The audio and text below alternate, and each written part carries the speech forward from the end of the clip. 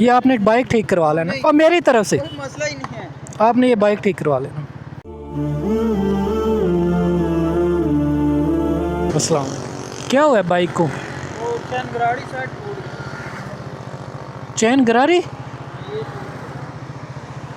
मैंने समझा पेट्रोल ख़त्म हुआ है, मैं इसलिए वापस आया। वो टूट गया, चलने के काबिल नहीं है। ये आगे एक पंप है, वहाँ पे शॉप है, लगा दो अगर कहते हो तो। मैं लगा देता हूँ पाँव।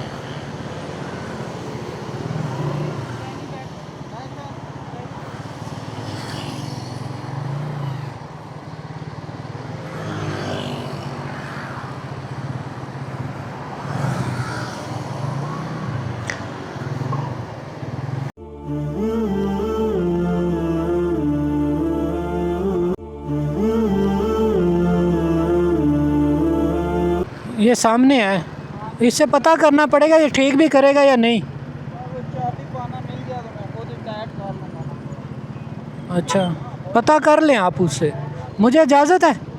ओके।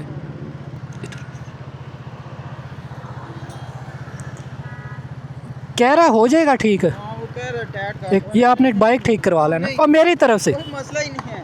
आपने ये बाइक ठीक करवा लेना।